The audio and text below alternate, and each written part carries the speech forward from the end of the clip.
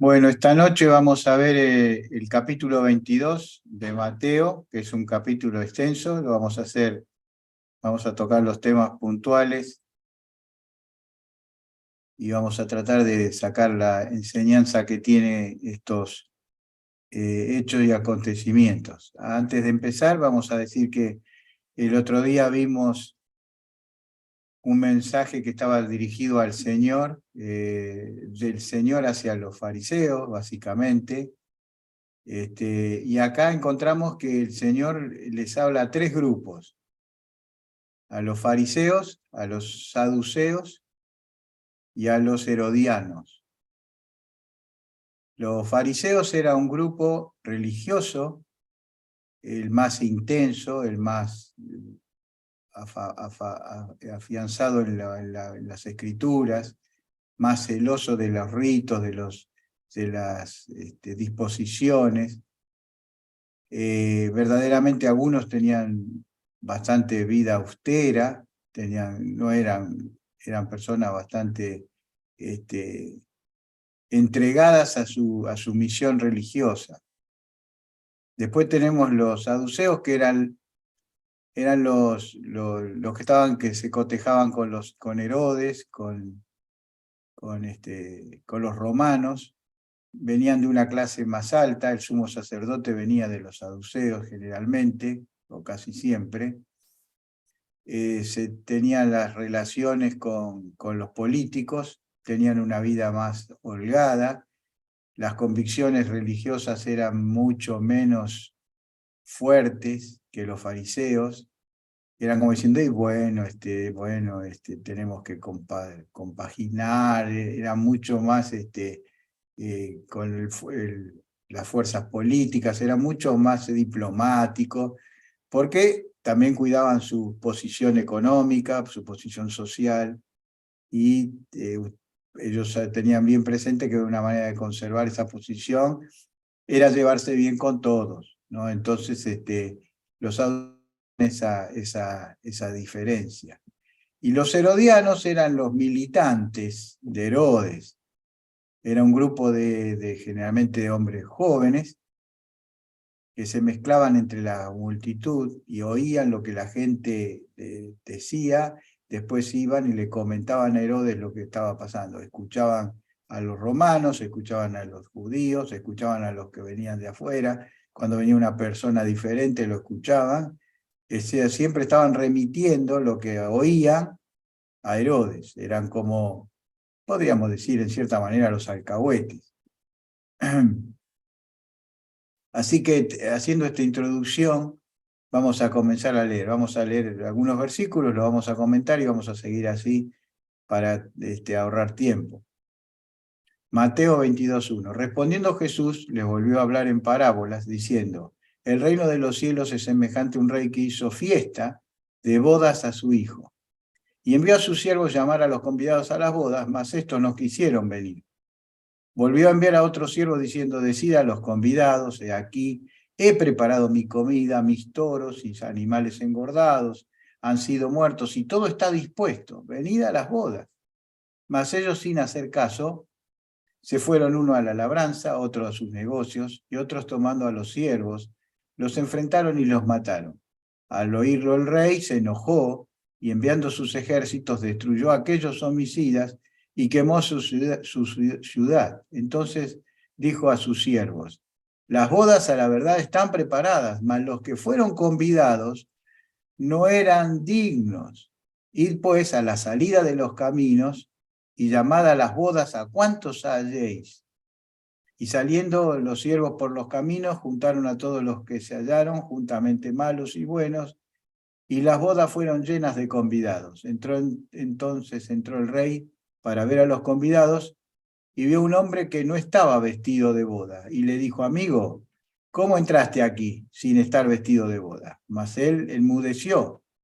Entonces el rey dijo a los que servían: atadle de pies y manos y echarles en las tinieblas de afuera, allí será el lloro y el crujir de dientes, porque muchos son llamados y pocos escogidos. Aquí tenemos una de las características parábolas del Señor, y se las dice en el versículo 20, capítulo 22, versículo 15, nos dice quiénes eran los fariseos de este relato. Entonces se fueron los fariseos que habían estado en el primer relato, y consultaron cómo sorprenderle en alguna palabra. O sea que si se fueron, habían estado los fariseos. O sea, los que estuvieron en estos primeros 14 versículos fueron los fariseos. ¿Y qué les dice el Señor? Bueno, una maravillosa figura, hace un relato en donde entran componentes muy conocidos por nosotros los creyentes, y que tiene que ver con el pueblo de Israel, tiene que ver con ellos, tiene que ver con los gentiles, tiene que ver con el Señor, tiene que ver con la iglesia. Porque el Señor les dice, primero, el reino de los cielos es semejante a un rey que hizo una fiesta de bodas a su hijo y envió a sus siervos a llamar a los convidados a las bodas, mas estos no quisieron venir. Dice la Biblia que a los suyos vino y los suyos no le recibieron. Acá está representando la llegada de Cristo como a un acontecimiento feliz, y tendría que estar esperado por medio de ellos, porque si bien el Señor Jesucristo iba a morir en la cruz, esa obra no nos mueve al llanto, al dolor, a la tristeza, sino a la alegría, porque por medio de esa obra verdaderamente el Señor nos dio la salvación y la vida eterna. Entonces, ese es un acontecimiento no triste, aunque lo fue, sino un acontecimiento que transmita alegría como una boda. Entonces, ¿quiénes fueron los primeros convidados? Fueron ellos, el pueblo de Israel.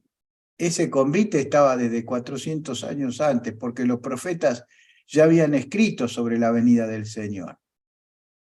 Hablaron hasta dijeron dónde iban a nacer, en Belén. Y ellos sabían que el Señor iba a venir, el Mesías, pero no lo estaban esperando. Tenían la palabra, pero no la creían o no hacían. Y también acá hay una mención, digamos, un poco tangencial, pero una mención así, un poco de la forma de ser de los saduceos. Porque dice, mas ellos sin hacer caso se fueron cada uno a su labranza y otros a sus negocios, porque ellos estaban más pensando en los negocios que en sus convicciones religiosas, ¿no? Los fariseos, en cambio, tenían más convicciones, pero ninguno de ellos esperaba. Y acá hay dos mensajes. La primera vez que los envió, no quisieron venir. Podemos hacer referencia a los profetas.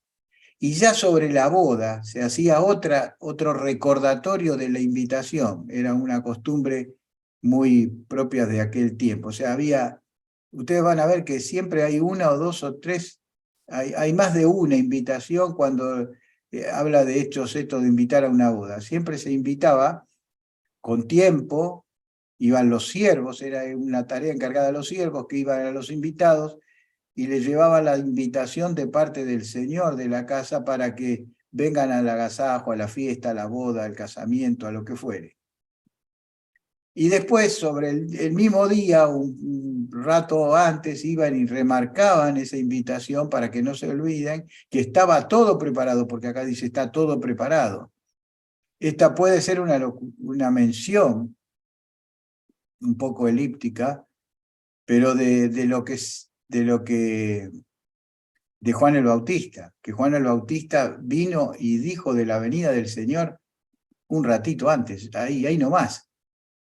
Empezó su ministerio, inclusive siguió hablando del Señor, aun cuando el Señor ya era una realidad, cuando dijo, he aquí el Cordero de Dios que quita el pecado del mundo. Ya el Señor estaba ejerciendo su ministerio. Entonces, ellos no quisieron entender, no quisieron comprender y no quisieron aceptar la invitación del Señor el Señor proveyó la salvación para su pueblo. El Mesías prometido había venido para dar salvación a su pueblo. Sin embargo, ellos no lo esperaron, no lo quisieron ver, no aceptaron la invitación de parte de Dios y se rebelaron. Encima atacaron a aquellos como Juan el Bautista y los profetas y les pegaron, los sentenciaron, los maltrataron. Juan el Bautista, hasta algunos de ellos, como algunos profetas, murieron y otros también. Y Juan el Bautista también pagó con su vida el testimonio de anunciar al Señor, ¿no es cierto? Dice, al oírlo el rey se enojó, enviando sus ejércitos a aquellos homicidas y quemó su ciudad.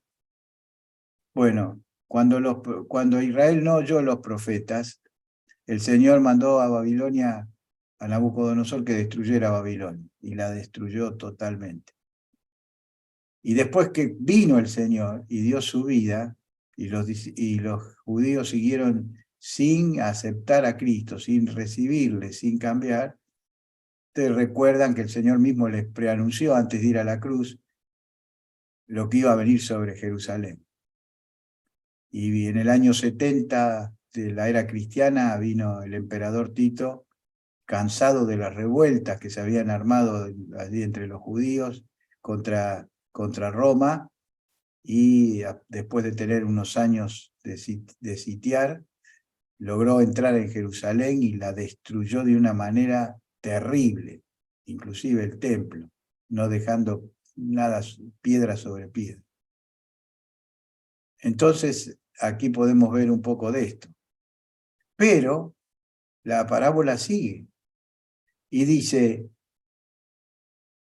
entonces dijo a su siervo, las bodas a la verdad están preparadas, ¿qué vamos a hacer? Los invitados electos no vienen. Entonces, ¿qué vamos a hacer? Vamos a abrir el acceso a todos los demás. Entonces, dice, la verdad están preparadas, mas los que fueron convidados no eran dignos. No eran dignos. Id pues a la salida de los caminos, llamad a las bodas a cuantos halléis.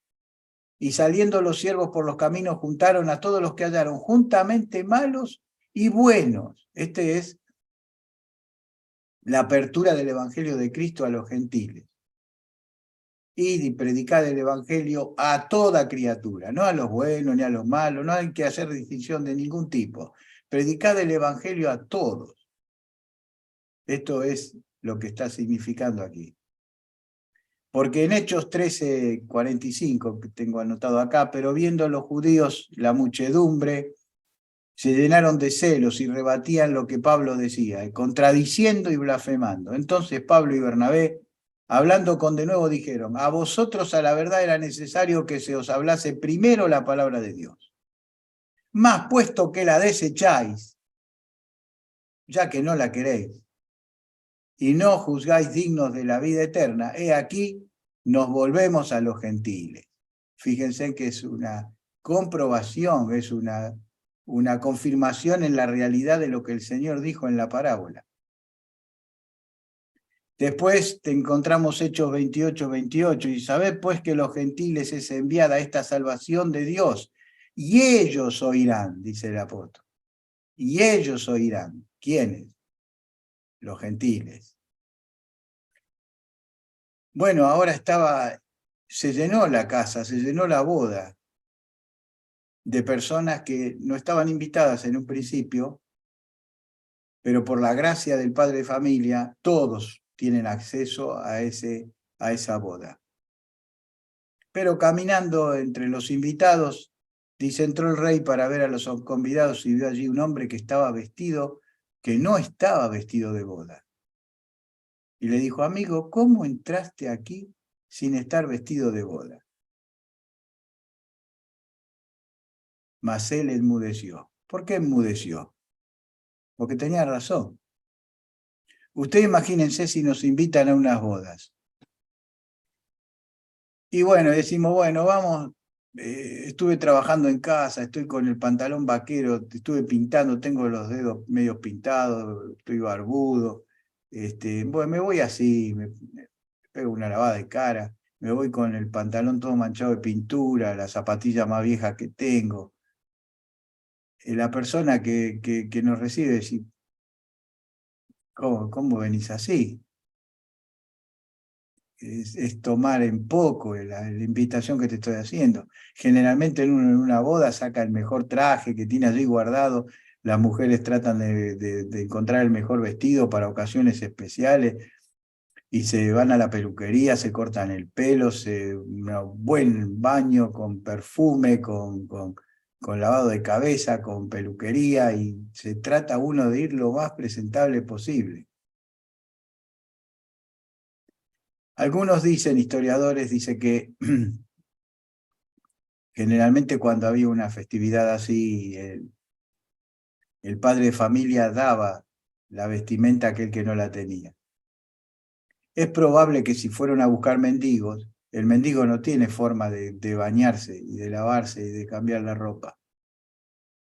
Tiene que concedérsela a alguien. Por eso sale este pensamiento de que los mendigos le habrían dicho, mire, ahí está el baño, dese una ducha, se afeita. En aquel tiempo no se afeitaba, pero seguramente se arreglaba la barba, y estaba presentable para estar en la boda. ¿Esto qué quiere decir? La aceptación de la boda, de la invitación del Señor, respondía a una actitud. No es simplemente abro la puerta para que vengan los gentiles de cualquier manera, con inmoralidad, con cualquier cosa. No, hacía falta vestirse, bañarse, cambiarse de ropa para poder entrar en la boda. Estaba abierta a todos, pero solamente había que limpiarse, había que presentarse. Y esto es lo que hace la obra de Cristo. Nos limpia de todo pecado y estamos en condiciones de poder entrar en la presencia de Dios. Dice, entonces, echarle las tinieblas afuera, y allí será el lloro y crujir de dientes, porque muchos son llamados y pocos escogidos. Ahora, miren aquí no es escoger, decir, vení. Si yo llamo, si el llamado es a todos, no puedo escoger. Acá la palabra escoger significa que de aquellos que recibieron la respuesta. Por ejemplo, son muchos los llamados y pocos los que reciben la invitación. Podríamos decir así. ¿Qué significa acá? Porque si yo invité, no puedo después elegir, porque los invité a todos, les dije que vengan. Entonces acá no hay el hecho de la elección, sino que está el responder a la invitación. Gracias al Señor, el Señor nos ha llamado y nosotros hemos tomado en firme y agradablemente esa invitación. Otras personas reciben el llamado del Evangelio como si nada pasara. El segundo pasaje que encontramos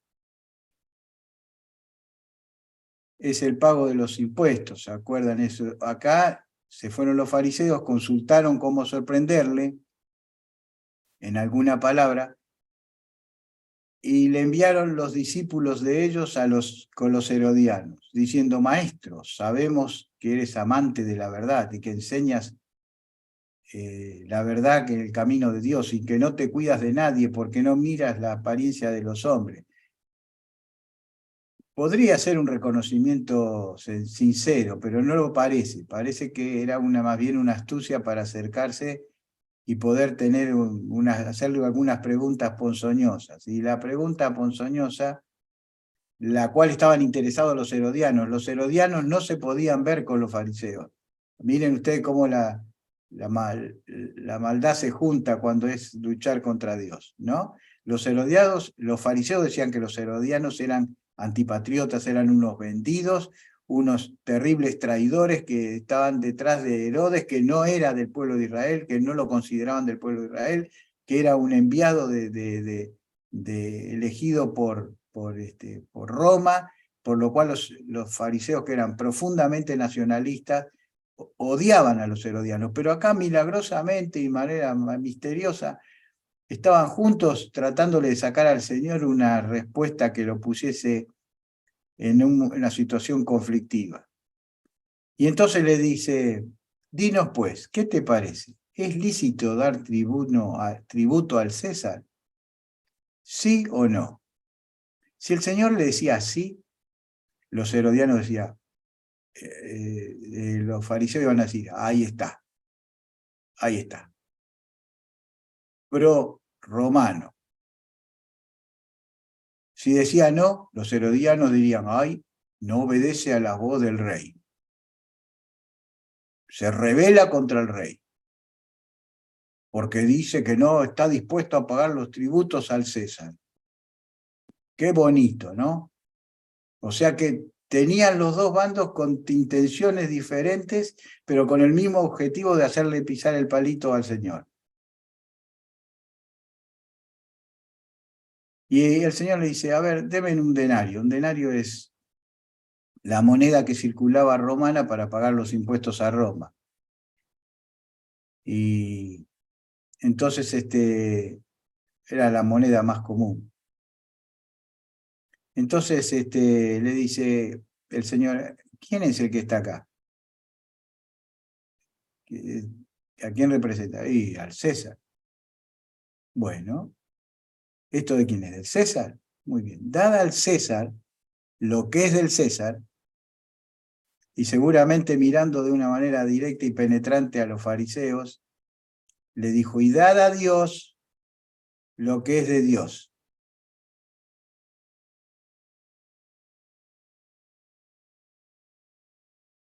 ¿Qué le iban a decir ante una respuesta tan, pero tan perfecta? Dice, oyendo esto, se maravillaron y dejándole se fueron. Seguimos. Versículo 23. Aquel día, se ve que no lo podían dejar tranquilo al Señor. Se iban unos, venían otros. Estaban todos empecinados en hacerle que el Señor dijese algo inoportuno para agarrarlo. Dice, aquel día vinieron los saduceos, que dicen que no hay resurrección. Los saduceos, o sea, había una gran diferencia, no solamente por el concepto de lo que era la religiosidad, sino, por ejemplo, los saduceos decían que no hay resurrección, que no hay espíritus, que nada de lo que tiene que ver con Satanás, o sea, negaban todas las cosas que no podían, eran bastante racionalistas dentro de todo. No renegaban de todo aquello. Y los fariseos eran al revés, creían en la resurrección, los saduceos no creían en la resurrección, los fariseos creían en los espíritus, los saduceos no creían en el espíritu, y o sea que tenían unas cuantas cosas diferentes, pero quisieron al Señor hacer ridiculizarlo porque el Señor hablaba de la resurrección. Y decían esto, los fariseos estaban de acuerdo con lo que el Señor decía con respecto a la resurrección, pero ellos no. Y entonces le dijeron una suposición. Podría ser en la realidad, pero era evidentemente media impráctica, porque dice, maestro, Moisés dijo, si alguno muriere sin hijos, su hermano se casará con su mujer y levantará descendencia a su hermano. O sea, había un matrimonio, se moría el hombre, pero si dejaba hijos, no decía nada la ley. Dejaba el hijo como heredero de su padre. Ahora, si moría sin dejar descendencia, y acá vienen algunos comentaristas dicen que su hermano se tenía que casar con la esposa que había quedado viuda. Ahora, algunos dicen que podía ser casado o no. Acá habla de, cuando leemos en Deuteronomio 25:5, dice, cuando hermanos habitaren juntos y muriera alguno de ellos y no tuviere hijo, la mujer del muerto no se casará fuera con hombre extraño, su cuñado se llegará a ella y tomará a su mujer y hará con ella parentesco. Eso es lo que enseñó Moisés en la ley. Ahora, puede ser cuñado y no ser casado, no tiene por qué ser casado un cuñado, hay cuñados solteros. Porque el Señor no iba a dar una legislación que se contraprodujera con la otra. ¿Cuál era la otra, la otra legislación que encontramos, por ejemplo, en Levítico 20:21? Y al que tomare la mujer de su hermano comete inmundicia, la desnudez de su hermano descubrió, sin hijos será. O sea que estaba velado, no se podía casar con una cuñada. No se podía. Era un pecado y grave. Por lo cual el Señor lo iba a hacer. Entonces se llega a la conclusión de que siempre y cuando hubiese un hermano soltero se hacía cargo. El hermano soltero, antes de casarse con una mujer, tenía que casarse con la mujer de su hermano para darle descendencia de su hermano. Esa era la idea, el concepto. Ahora, dice, hay un caso, le dicen al Señor, los saduceos. Hubo pues entre nosotros 7 hermanos. El primero se casó y murió, y no teniendo descendencia dejó a su segundo hermano, también de la misma manera el segundo, el tercero y hasta el séptimo. Una cosa medio utópica, ¿no? Que 7 hermanos justo fueran todos solteros, uno atrás del otro, y se muriesen 7 hermanos antes que se muriese la mujer. Es un hecho muy tomado de los pelos, pero ellos querían que el Señor cayese sobre esto, que a ver qué iba a decir. Le plantearon una situación para ellos absurda y complicada a la vez. Dice, en la resurrección, pues, le preguntan al Señor, ¿cuál de los 7 será la mujer, ya que todos la tuvieron? Así que vos creés en la resurrección, le quisieron decir al Señor, contestate esta pregunta. Esa fue la idea. A ver qué te contestás después. ¿Entendiste la pregunta? Muy bien. ¿Qué contestás? Entonces respondiendo Jesús les dijo, erráis ignorando las Escrituras y el poder de Dios. Porque en la resurrección ni se casarán, ni se darán en casamiento, sino que serán como los ángeles de Dios en el cielo. Pero respecto a la resurrección de los muertos, ya que ustedes quieren saber, ¿no habéis leído lo que fue dicho por Dios cuando dijo, yo soy Dios de Abraham, Dios de Isaac y el Dios de Jacob? Yo soy Dios de Abraham, de Isaac y de Jacob.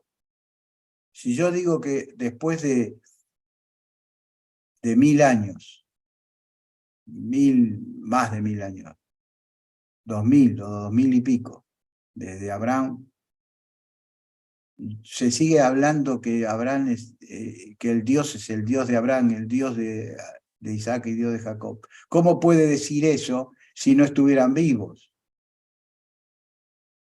¿Cómo puede decir la Escritura esto si ellos en la realidad para Dios están vivos? Dios es el Dios de Abraham porque Dios, no vivo sobre la tierra, pero sí en la esfera del cielo. Entonces el Señor le dice, Dios es un Dios de vivos, no es Dios de muertos, sino de vivos. Y la gente se admiraba de su doctrina. Qué maravilloso, ¿no? Porque el Señor les revela una verdad que está clara. Por ejemplo, ¿qué pasa en el cielo con los familiares que nos morimos? Bueno, la Biblia nos habla que va a haber una nueva filiación. De hecho, ya la tenemos. Por ejemplo, ¿qué va a haber en el cielo? Va a haber un Padre, el Padre eterno. ¿Qué va a haber en el cielo? Hermanos. ¿Qué va a haber en el cielo? Un hijo, el Hijo de Dios. ¿Qué va a haber en el cielo? Una esposa, la iglesia. Hay una nueva filiación en el cielo. Ya no es que no vamos a saber quién fue nuestra esposa, la mente va a retener y lo vivido va a quedar permanentemente, pero nuestra filiación no va a ser ya más de esposo, de esposa, de hijo, porque ya hay un cambio. Nuestro Padre va a ser el Padre eterno. Nuestros hermanos son los hermanos, todos son nuestros hermanos. Aún nuestros hijos en el cielo van a ser como nuestros hermanos, porque han sido salvados por la sangre de Cristo. O sea, nuestra esposa es nuestra hermana en Cristo. Nuestros hijos son hermanos en Cristo. Todos los rasgos familiares van a estar circunscriptos o pensando en la esfera celestial que vamos a estar. Por eso el Señor les deja esta enseñanza maravillosa y los deja boquiabiertos, porque no pensaban que ellos que iban a contestar con semejante precisión y semejante autoridad.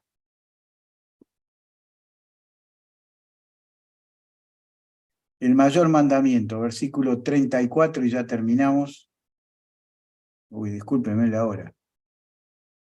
Bueno, vamos rápido. Entonces los fariseos, oyendo que había hecho callar a los saduceos, se juntaron a una. Entonces los fariseos, oyendo que había hecho callar a los saduceos, no tuvieron forma de contestarle nada. Se juntaron a una. Ahora ya no venían por separado, ahora venían en malón. Y uno de ellos, intérprete de la ley, preguntó para tentarle diciendo: Maestro, ¿cuál es el gran mandamiento en la ley? ¿Cuál es? Amarás al Señor tu Dios, dice el Señor Jesús, de todo tu corazón y con toda tu alma y con toda tu mente. Este es el primer y grande mandamiento. Perfecto, lo tenemos claro todos. Es el primer gran mandamiento. No se puede empezar a hablar de la relación con Dios si nosotros no entendemos este primer mandamiento. El segundo es semejante. Amarás a tu prójimo como a ti mismo. Dice el Señor, de estos dos mandamientos depende toda la ley y los profetas. Sí, porque si uno ama verdaderamente a las personas, no cometería adulterio, no mentiría, no diría todas las cosas que aparecen en la ley. O sea que habiendo un verdadero amor a Dios y hacia el prójimo, muchos otros pecados ya no existirían. Pero como nuestro amor es débil, nuestras limitaciones son notables y nuestro poder para alcanzar los propósitos de Dios también son muy, muy volátiles. Verdaderamente, cuando pensamos y decimos, sí, esta es la gran verdad, el Señor dijo una enorme verdad. Decía un gran escritor sobre derecho, el estudio de derecho. Empezó uno de sus escritos diciendo, todas las leyes que hay en la tierra derivan de la ley dada por el Señor a Moisés. Y ustedes lo analizan, después se va desparramando con precisiones en distintos ámbitos, pero de ese tronco esencial se desprende toda la legislación del mundo. No robarás. ¿Quién pudo cambiar todas esas cosas? No se pueden cambiar. Son tan reales y tan perfectas que no se pueden cambiar. Así que de ahí depende toda la ley y los profetas. Y terminamos. Y estando juntos los fariseos, otra vez los fariseos, Jesús le preguntó: ¿qué pensáis del Cristo? ¿De quién es hijo? Le dijeron: de David. ¿Así? Sí, porque ellos pensaron, sí, de David, porque él lo acusaban de que se hacía hacer pasar por lo que no era. Entonces vienen con esta pregunta. Le dijeron de David. Y él les dijo: Pues como David en el Espíritu le llama Señor, diciendo, lo que dice en el Salmo 111, Jehová dijo a mi Señor, siéntate a mi diestra hasta que ponga a tus enemigos entrado de tus pies. Entonces dice el Señor, si David le llama Señor, porque ¿qué dijo David? Dijo el Señor a mi Señor. O sea, el Señor, que era David por ser rey, a mi Señor. Había alguien por encima de él. ¿Quién es este que es por encima de él? No puede ser el hijo, porque ningún padre iba a decirle Señor a su hijo. No podía ser David. Tenía que ser alguien más grande que David. Entonces dice, nadie le podía responder palabra. Ni osó alguno desde aquel día preguntarle más.